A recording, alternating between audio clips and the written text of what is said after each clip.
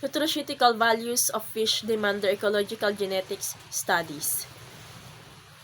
Fish are recognized as an affordable and sustainable source of nutraceutical vital for global nutritional security and the rich nutrient. Ayan. So, alam naman natin ang isda is isa sa pinakamura at alternatibong pagkain natin. At isa rin to sa pinakamadaling maubos.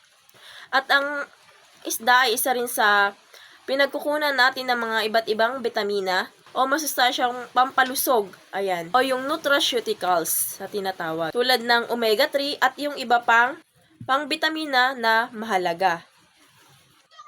Dahil dito, mahalaga ang isda sa pagsisiguro na may sapat na nutrisyon ang mga tao sa buong mundo, lalo na sa mga lugar na mahirap makakuha ng masustansyang pagkain, ayan. And yung kagaya niya yung protein. So, ano nga ba yung kapakinabangan ng protein sa atin? Ayan, ang protina ay mataas ang kalidad at mahalaga para sa pagsayos ng mga ating nasirang tissue sa paglaki ng katawan. So, at ano naman ba yung omega fats na omega-3 fat acid. So, kilala ito sa mahalagang papel ng pagbaba ng panganib, pagkakaroon ng sakit, ayan.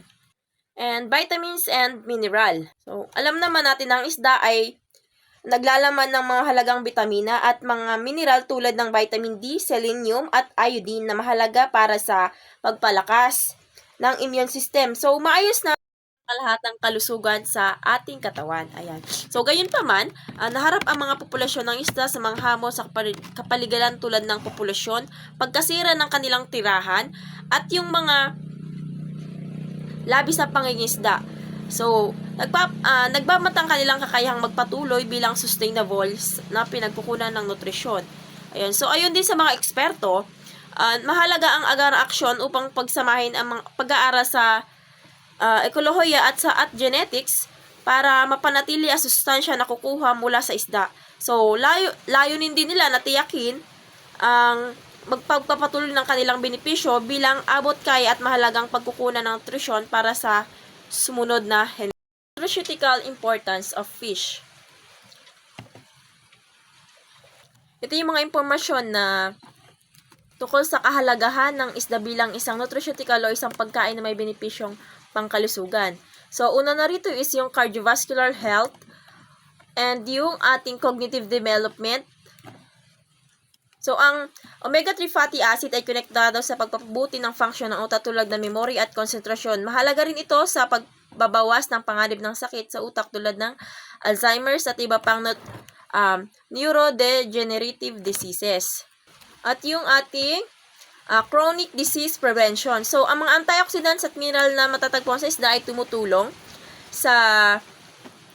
upang malabanan yung oxidative stress sa katawan na nagbabawas ng panganib ng mga chronic disease gaya ng diabetes at ilan pang uri ng cancer. So, ang isda, alam natin, ay may malaking papel sa pagpapabuti ng ating kalusugan at pag-iwas sa mga malalang sakit sa buong mundo. Ayun. Ecological and genetic studies. So, genetic diversity and adaptation to environmental stressors. Ang genetic diversity at kakayahang mag-adapt ng mga isda ay mahalaga upang mapanatili ang kanilang kalidad bilang mapagkukunan ng nutrisyon. Sa pamamagitan ng ecological genetics at maingat ng conservation practices. Ayan, so maaari mapanatili ang mataas na kalidad ng nutrisyon mula sa isda sa kabila ng hamon ng pagbabago ng klima at ang ating populasyon. Next ay yung ating adaptation to environmental stressors. So, genomic studies can reveal how fish populations adapt to pollution, temperature fluctuations, and overfishing application in aquaculture. So, selective breeding and genetic modification can enhance growth rates, disease and resistance, and nutritional profiles of farm fish.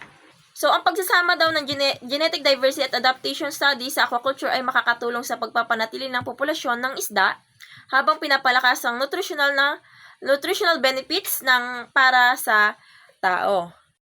Challenges and gaps. So, environmental degradation, overfishing, limited research integration. So, ang mga isda ay nahaharap din sa mga seryosong banta tulad ng pagkasira ng tirahan, sobrang pangingisda at kawalan ng koordinasyon sa pananaliksik. So, mahalaga ang mga ito sa genetics or ecological at aquaculture upang mapanatili ang biodiversity at masiguro ang ligtas na supply ng isda para sa kasalukuyan at sa hinaharap na henerasyon. Flesh is a cost-effective source of animal, protein, and nutraceuticals, but demand and production ratios are increasing, particularly in developing countries like India. Climate change contributes to this issue. Scientific planning, management, and resource judiciousness are crucial tasks for fishery biologists, with genome-level studies potentially aiding better management.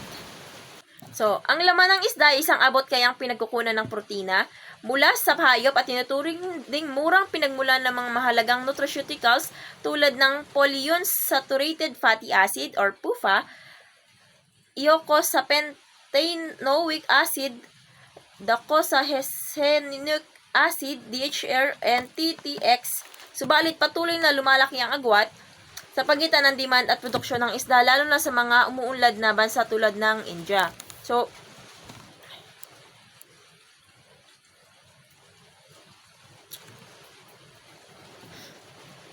ang pagbabago ng klima ay isa ring malaking salik na nagpapalala ng problema. So, ito yung naging mas mahirap ayusin na hindi pagkakasundaan pala sa pagitan ng produksyon at demand.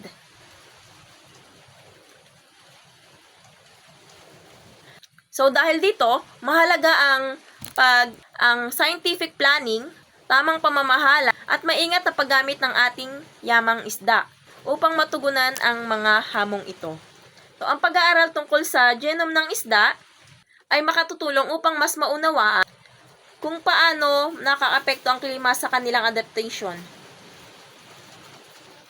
Ang ganitong pag-aaral ay may makapagbibigay ng mga kaalaman at solusyon upang mapabuti ang ating pamamahala at pagpapanatili ng yamang dagat.